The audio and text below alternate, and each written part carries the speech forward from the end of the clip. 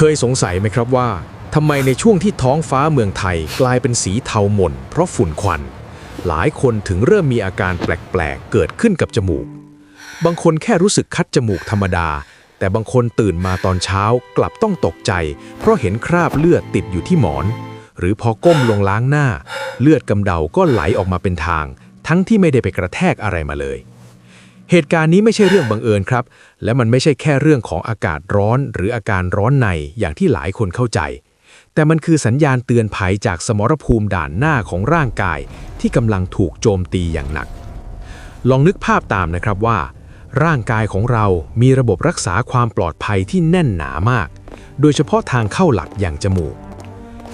ไม่ใช่แค่รูสองรูที่เอาไว้หายใจเฉยๆแต่มันคือเครื่องกรองอากาศอัจฉริยะที่มีประสิทธิภาพสูงมากภายในโพรงจมูกของเราจะมีโครงสร้างที่ซับซ้อนมีส่วนที่ยื่นออกมาเหมือนชั้นวางของเพื่อเพิ่มพื้นที่ผิวในการดักจับสิ่งแปลกปลอม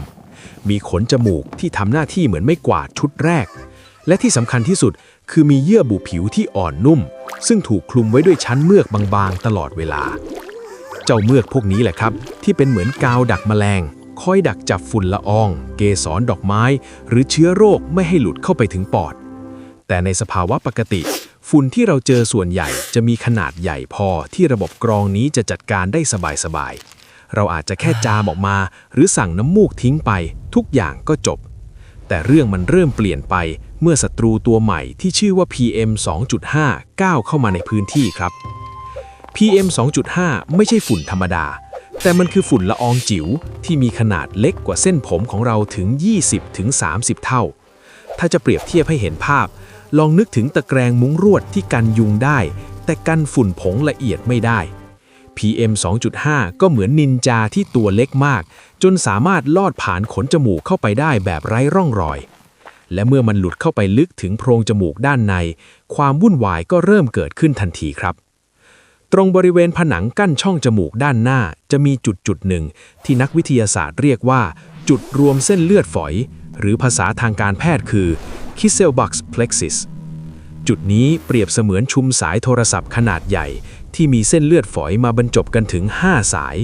และที่สำคัญคือเส้นเลือดพวกนี้อยู่ตื้นมากครับมันอยู่ใต้เยื่อบุผิวบางๆเพียงนิดเดียวเท่านั้นเพื่อทำหน้าที่ปรับอุณหภูมิและความชื้นของอากาศก่อนจะส่งเข้าสู่ปอด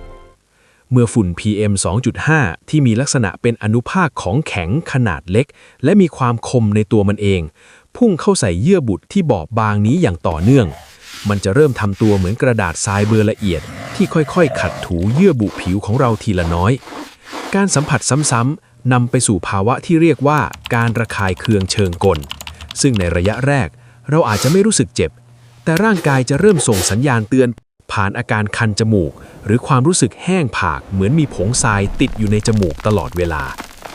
นอกจากความคมของตัวฝุ่นเองแล้วสิ่งที่น่ากลัวกว่านั้นคือสิ่งที่เกาะมากับฝุ่นครับ PM 2.5 มักจะบรรทุกสารเคมีอันตรายโลหะหนักหรือแม้แต่สารก่อมะเร็งจากการเผาไหม้มาด้วยเมื่อนินจาจิ๋วพวกนี้สัมผัสกับเยื่อบุจมูกมันไม่ได้แค่ขูดขีดแต่ยังปล่อยสารเคมีเหล่านี้ลงบนเนื้อเยื่อที่อ่อนโยนของเราโดยตรงทำให้ระบบป้องกันภัยระดับเซลล์ต้องประกาศภาวะฉุกเฉินแล้วเริ่มกระบวนการอักเสบขึ้นมาเพื่อต่อต้านสิ่งแปลกปลอมกระบวนการอักเสบนี้แหละครับที่เป็นต้นเหตุสำคัญที่ทำให้เส้นเลือดฝอยที่เคยอยู่สงบเริ่มขยายตัวและเปราะบางขึ้นเมื่อรวมกับสภาพอากาศที่มักจะแห้งในช่วงที่มีฝุ่นเยอะความชุ่มชื้นในจมูกจะระเหยไปเร็วกว่าปกติทำให้เมือกที่เป็นเกราะป้องกันแข็งตัวกลายเป็นสะเก็ดแผลเล็กๆในจมูกและเมื่อเราเผลอสั่งน้ำมูกแรงๆขยี้จมูกเพราะความรำคาญหรือแม้แต่ตอนที่เราหายใจเข้าแรงๆสะเก็ดพวกนี้จะหลุดออกและดึงเอาผนังเส้นเลือดฝอยที่เปราะบางที่ฉีกขาดไปด้วยธรรมดาผลลัพธ์ที่ตามมาก็คือเลือดกำเดาที่ไหลออกมาอย่างไม่มีปี่มีขลุ่ยซึ่งหลายคนอาจจะมองว่าเป็นเรื่องปกติของฤดูกาลแต่ถ้าเรามองให้ลึกลงไปในระดับเซลล์นี่คือการปราชัยของด่านหน้าของร่างกายที่ถูกทำลายลงทีละชั้นจนถึงขั้นที่ระบบไหลเวียนโลหิตเริ่มได้รับผลกระทบคุณเคยสังเกตไหมครับว่าในวันที่ค่าฝุ่นสูงจมูกของคุณรู้สึกเปลี่ยนไปอย่างไรบ้างมันแค่แห้งหรือมันเริ่มมีสัญญาณเตือนบางอย่างที่เราอาจจะเคยมองข้ามไปบ้าง เรามาเจาะลึกกันต่อถึงความลับที่ซ่อนอยู่ในระดับจุลทรรศน์ครับเมื่อกี้นี้เราคุยกันถึงเรื่องนินจาจิ๋ว PM 2.5 ที่บุกเข้ามาในจมูกแต่ความจริงมันร้ายกาจกว่านั้นเยอะครับเพราะการโจมตีของมันไม่ได้จบลงแค่การขูดขีดผิวภายนอกแต่มันคือการวางระเบิดทางเคมีที่ทำลายโครงสร้างของเส้นเลือดฝอยโดยตรงเมื่ออนุภาค PM 2.5 ตกลงบนเยื่อบุโพรงจมูกมันจะกระตุ้นให้เกิดสภาวะที่เรียกว่า Oxidative Stress หรือความเครียดจากอนุมูลอิสระครับลองนึกภาพว่าเซลล์ในจมูกของเราคือบ้านที่สะอาดสะอ้านแต่จู่ๆก็มีคนโยนระเบิดขวดที่เต็มไปด้วยสารเคมีเข้ามาในบ้านสารเหล่านี้จะเข้าไปทำลายเยื่อหุ้มเซลล์ทำให้เซลล์เยื่อบุผิวที่เคยเรียงตัวกันอย่างเป็นระเบียบเริ่มปริแตกและสูญเสียหน้าที่ในการเป็นกำแพงกั้นน้ำปัญหาที่ตามมาติดๆคือเรื่องของความดันโลหิตเฉพาะที่ครับเมื่อร่างกายเกิดการอักเสบเพื่อพยายามจะกำจัดฝุ่นออกไป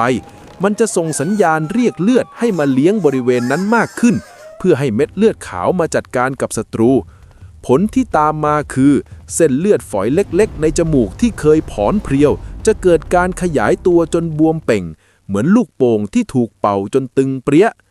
เมื่อเส้นเลือดบวมจนผนังบางลงเรื่อยๆแค่แรงดันจากการจามเพียงครั้งเดียวหรือแม้แต่การเปลี่ยนแปลงของอุณหภูมิอากาศอย่างรวดเร็วเมื่อเราเดินออกจากห้องแอร์ไปเจออากาศร้อนข้างนอกก็เพียงพอที่จะทำให้เส้นเลือดฝอยที่บวมเป่งนั้นแตกออกได้ทันทีนอกจากนี้ PM 2.5 ยังมีสมบัติพิเศษในการขัดขวางการทำงานของ Clearance หรือระบบสายพานลำเลียงเมือกในจมูกครับ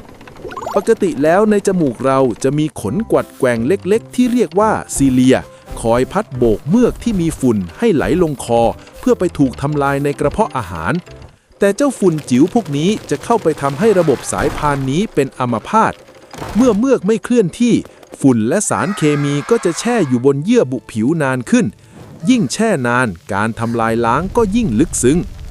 สิ่งที่น่ากังวลที่สุดคือการที่ฝุ่นพวกนี้สามารถซึมเข้าสู่กระแสเลือดได้โดยตรงผ่านทางแผลเล็กๆหรือแม้แต่ซึมผ่านเซลล์เข้าไปเอง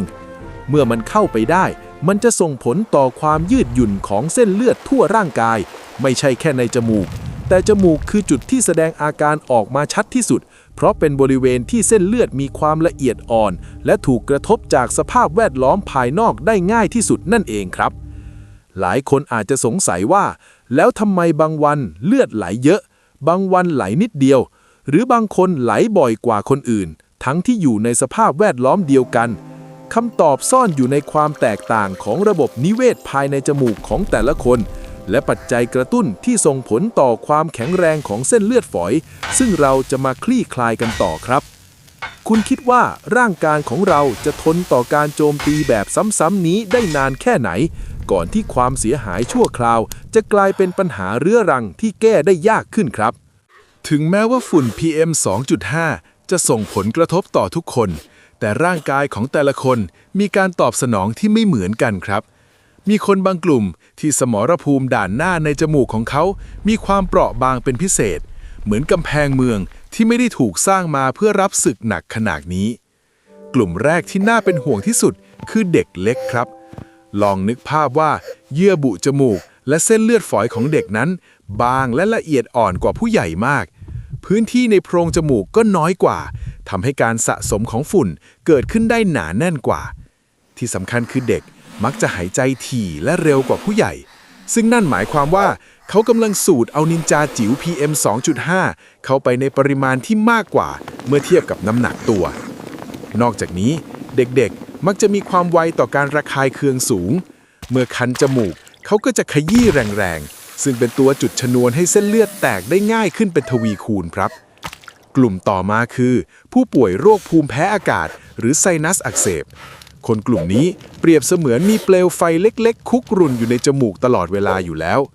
เยื่อบุจมูกของเขามักจะบวมและมีเลือดมาเลี้ยงเยอะกว่าปกติเป็นทุนเดิมเมื่อต้องมาเจอกับสารกระตุ้นอย่าง PM 2.5 เข้าไปอีกเปลวไฟที่คุกรุ่นก็กลายเป็นไฟลามทุ่งทันทีครับการตอบสนองของร่างกายจะรุนแรงกว่าคนทั่วไปหลายเท่าทำให้นอกจากเลือดกำเดาจะไหลง่ายแล้ว ยังอาจตามมาด้วยอาการไซนัสอักเสบที่รุนแรงขึ้นด้วยนอกจากนี้ยังมีกลุ่มผู้สูงอายุหรือผู้ที่มีโรคประจำตัวอย่างความดันโลหิตสูงและต้องกินยาละลายลิ่มเลือดเป็นประจำกลุ่มนี้เส้นเลือดฝอยมักจะขาดความยืดหยุ่นตามวัยและเมื่อมีการฉีกขาดของเส้นเลือดจากฝุ่นควันกลไกการห้ามเลือดตามธรรมชาติก็จะทำงานได้ช้าลงทำให้เวลาเลือดกำเดาไหลมักจะหยุดยากและดูน่ากลัวกว่าปกติแต่ก่อนที่เลือดจะไหลออกมาจริงๆร่างกายของเรามีสัญญาณเตือนภัยหรือ warning signs ที่ส่งออกมาบอกเราล่วงหน้าเสมอครับอาการที่พบได้บ่อยคือความรู้สึกตึงๆในจมูกเวลาหายใจเข้าลมหายใจเริ่มมีกลิ่นคาวเลือดจางๆหรือเวลาล้างหน้าแล้วมีคราบน้ำมูกสีน้ำตาลติดออกมาซึ่งนั่นคือเลือดที่ออกซึมๆแล้วแห้งกรังอยู่ภายในถ้าเราเริ่มสังเกตเห็นสัญญาณเหล่านี้นั่นคือเวลาที่ร่างกายกำลังบอกว่าผมไม่ไหวแล้วนะช่วยหาเกราะป้องกันให้ผมทีสิ่งที่หลายคนมักเข้าใจผิดคือการคิดว่าถ้าไม่มีเลือดไหลออกมาแปลว่าไม่เป็นไร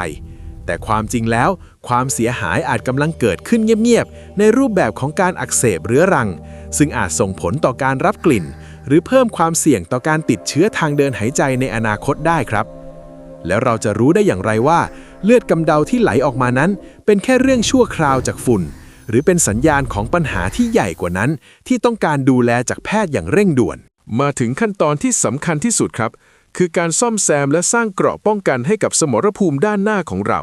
ในเมื่อเราหลีกเลี่ยงอากาศที่ปนเปื้อนฝุ่นไม่ได้ 100% เราจึงต้องรู้วิธีฟื้นฟูเยื่อบุจมูกให้กลับมาแข็งแรงพอที่จะต่อสู้กับมลภาวะได้อีกครั้งวิธีที่ได้ผลดีที่สุดและถูกยอมรับในเชิงวิทยาศาสตร์คือการล้างจมูกด้วยน้ำเกลือครับลองนึกภาพว่าหลังจากออกไปลุยฝุ่นมาทั้งวันจมูกของเราเหมือนเครื่องกรองอากาศที่เต็มไปด้วยขี้เถ้าและสารเคมีเกาะหนึบ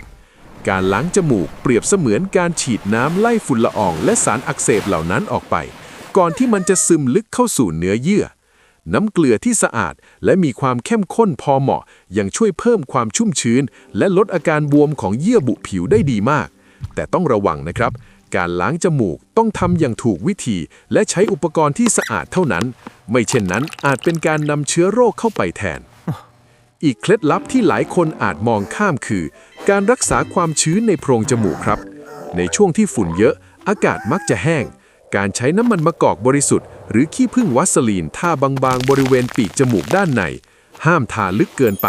จะช่วยสร้างชั้นฟิล์มเลียนแบบเมือกตามธรรมชาติช่วยลดการระเหยของน้ำและลดแรงเสียดทานเวลาฝุ่นปลิวมาประทะนอกจากนี้การดื่มน้ำสะอาดในปริมาณที่เพียงพอตลอดทั้งวันก็เป็นสิ่งจำเป็นครับเพราะน้ำคือวัตถุดิบหลักที่ร่างกายใช้สร้างเมือกปกป้องจมูกนั่นเอง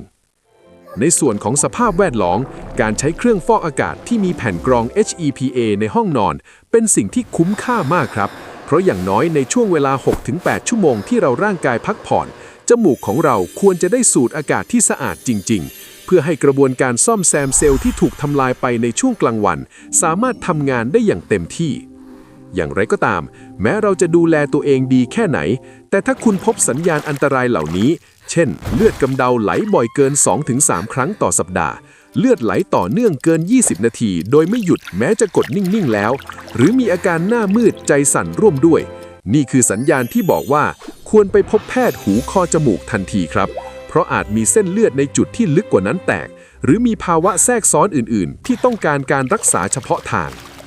สุดท้ายนี้ร่างกายของเราเป็นระบบที่มหัศจรรย์ครับและพยายามปกป้องเราอย่างสุดความสามารถแต่เครื่องจักรที่มีชีวิตชิ้นนี้ก็มีขีดจำกัด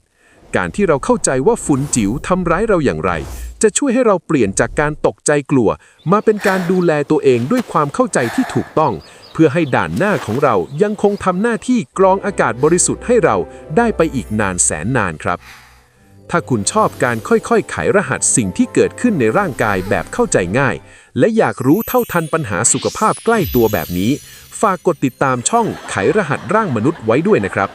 และถ้าใครเคยมีประสบการณ์เลือดกำเดาไหลช่วงฝุ่นเยอะหรือมีวิธีดูแลจมูกแบบไหนที่ทำแล้วได้ผลลองคอมเมนต์แชร์กันไว้ด้านล่างได้เลยครับเพื่อจะเป็นประโยชน์กับเพื่อนๆคนอื่นที่กำลังเจอปัญหาเดียวกัน